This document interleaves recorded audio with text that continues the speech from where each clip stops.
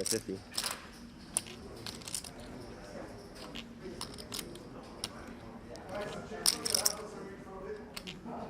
Just a little stab by Negreanu. Nicky going nowhere with ace high on this board.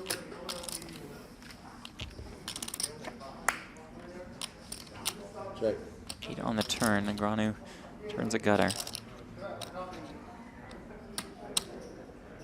Negreanu knows that Pietrangelo has plenty of ace-high, king-high holdings that are just really never giving up on this board. He may go for 2 shells. Here comes. Picks up that added equity. Let's tell a believable story. Does fire again. 125,000.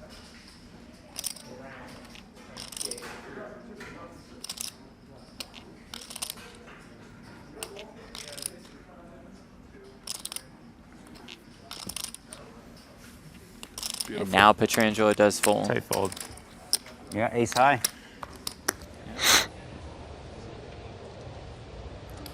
He calls the raise from the small. Suited. And Tom flops a flush draw, while Hellmuth flops middle pair. Checked all the way around, and 4 diamonds rolls off. Could Holtz have a flush draw? 165,000. Call. Call. Tom leading the turn for 165,000, and an immediate call by Phil. Presumably Fedor did not have the diamond draw, as a 7 of diamonds and his mystery card hit the muck. And the river is an 8. Is Tom going to jam? Contact.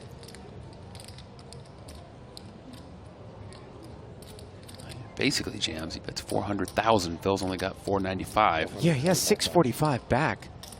And this is a statement Well, here Phil, saying it's I'm willing to go with it. 490, 425. So he's leaving Phil 70,000. More relevant is the relation to Phil's stack, Contact. which is virtually all of it. And it works. And Marchese perhaps... Yes. Oh, is he going to show it? Wow, he Jeez. shows the deuce 3 of clubs. What are they doing? Wow. Okay, nice one. Defended with deuce 3. Wow. How do I not bust that? Wow. You guys play so differently than I do. I wish I could play with you guys every day. We wish the same. Really, Fedor? Yes. I have the best ROI no limit hold'em in history. Work on it. A limp now from Garza, who starts this one with 1.3, just north of 20 bigs. Chidwick with the check back, and a Broadway gutty, along with queen high for Lou.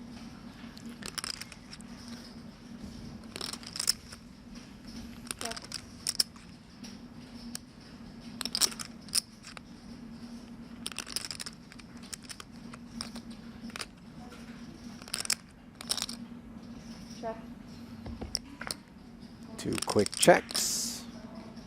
Board pairs on the turn.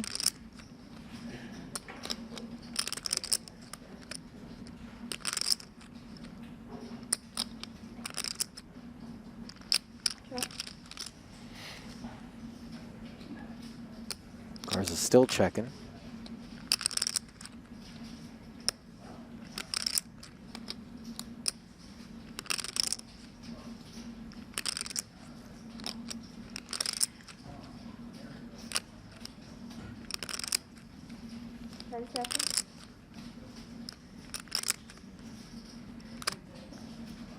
$275. Wow, look at that sizing here with a hand that, of course, has no showdown value. And it's just so sick because even if in your heart of hearts you think that this queen 10 is good, it's the fact that your call will leave this pot at over 700K and you continue to be out of position on the river. If you're unimproved, are you still going to call the sort of bet that Chidwick has enough chips to make on the river and follow through with another street of bluffing? If you find yourself praying for a check back on the river, chances are you've made a sketchy call on the turn. 854 all spades. Poker Masters Championship bonus. 250. I just love Schulman's delivery again shoots it up with the jack deuce off, mixing in plenty of bad with the good. No spade in his hand. There was no sense in checking back. Comes with sort of the delayed, intimidating down bet on the flop. I'm intimidated just watching it, Jeff. And for Schulman, or excuse me, for Osmus, obviously it's not an easy call, but with a spade in our hand, we're going to come along. 2 extensions left for Schulman.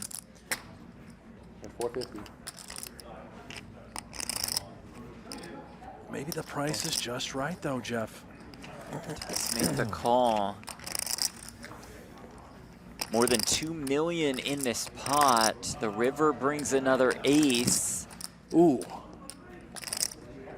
Does Schulman go fire, fire, fire? Well, he'd be telling a believable story if he does just that.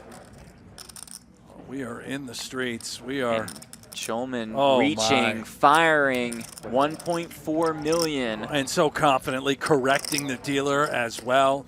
Looks strong, feels strong, everything about it. Strength. And he has nothing but jack high.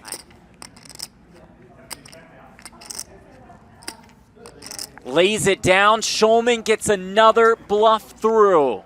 That's got to feel good if you're Nick Schulman.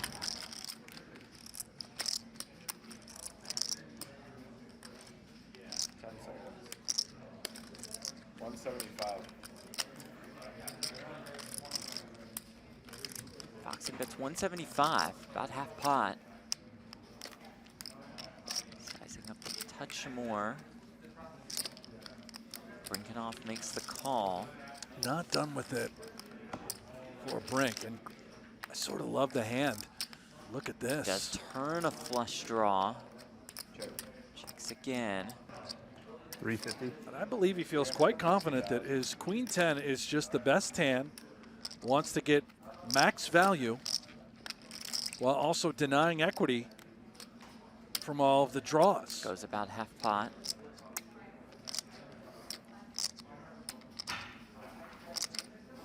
Looks to me like we've got a call coming. Call. Does announce call. 1.4 million in this pot. Foxen about 800K behind. 350. Yeah. Right now, Foxen concerned. Could he ever have 10x of hearts? The river brings another 8. Foxen's hand is best. Very well could have resulted in trips by the river. Oh my And gosh, he there you go. jams the eye roll from Foxen. There it is, repping exactly that sort of holding, Jeff. 7-8 suited. Would have been. 10 seconds. Lays it down. The good doctor gets one through. Fantastic stuff from the doc. Something absurd. I mean, it was. We stopped counting how many SDs away from the norm that sort of run was. As we see a limp pot. All spades. Hendrix Where flopping Hendrix has flopped the flush. Maybe might be able to get one street of value versus silver, albeit it's got to be a pretty small bet. Even then, the deuce 3. It's not great. Out of position. Can't improve. It's got to be a small bet like this one. One big blind. You can sacrifice one big blind. He's got more chips. Oh, you can be asked for more than one big blind. And you know what? I almost prefer this line from silver to a flat. I'm sure that sounds foolish, but where do you want to go? You want to flat and then face another barrel and fold unless you hit the deuce or the 3? And even then, if you hit the 3 of spades, where you know what I mean? Obviously, we know that card's busy, but it's just kind of a no man's land sort of proposition. And obviously, Hendrix, all too happy to see silver salivating, putting more out there, though the pair on the board is an unwelcome arrival. Not a terrible card for silver, to be honest. He might actually continue betting here, thinking it's less likely Adam's going to have a jack. And there is another bet. Adam just Just let him keep firing. Yeah, but now obviously if there's some Jack-8 out there, Hendrix is going to want to be mindful of it. Definitely being a little more cautious, of course, with the paired board. But still, definitely calling, feeling good about it. Could be some deuce-deuce out there as well. Silver loves his deuces. Will it come in here? King of spades. Yeah, now 4 to a flush on board as Silver has bloated this thing to 2.55 million, and he's going to jam it. And what an uncomfortable spot this is suddenly. As played, we tend to want to remove the ace of spades from Silver's range.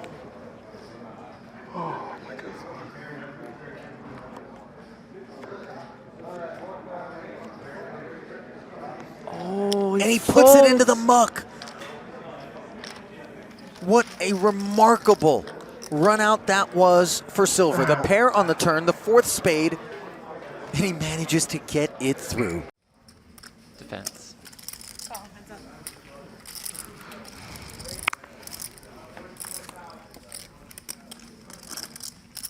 Queen 7-4, 2 diamonds. Lazarus flops the pair of 7s. Coop has some backdoor draws working for him.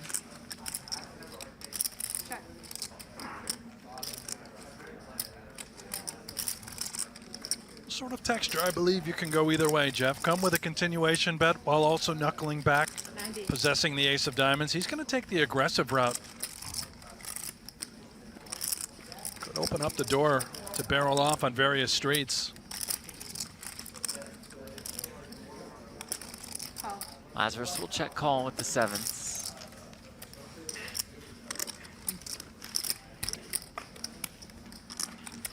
Jack of hearts on the turn. Coop regains the lead.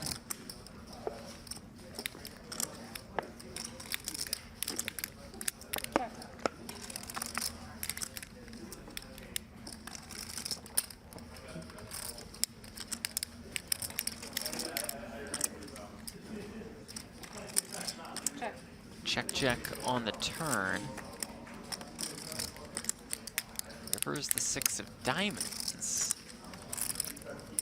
Interesting card considering the other cards that the players have in their hands besides the pairs.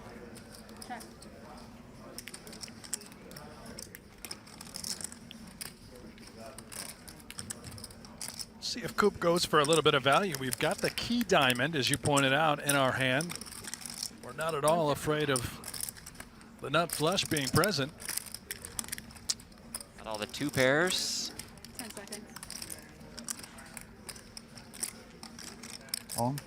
And he does indeed go for it. This puts Coop in quite the spot.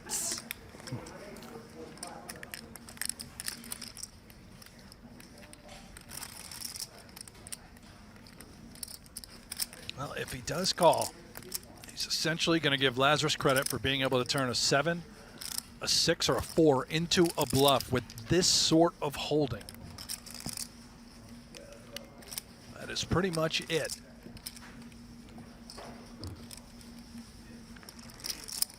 And he lets it go. I think that was a bluff. Brock thinks it was a bluff, and he was right.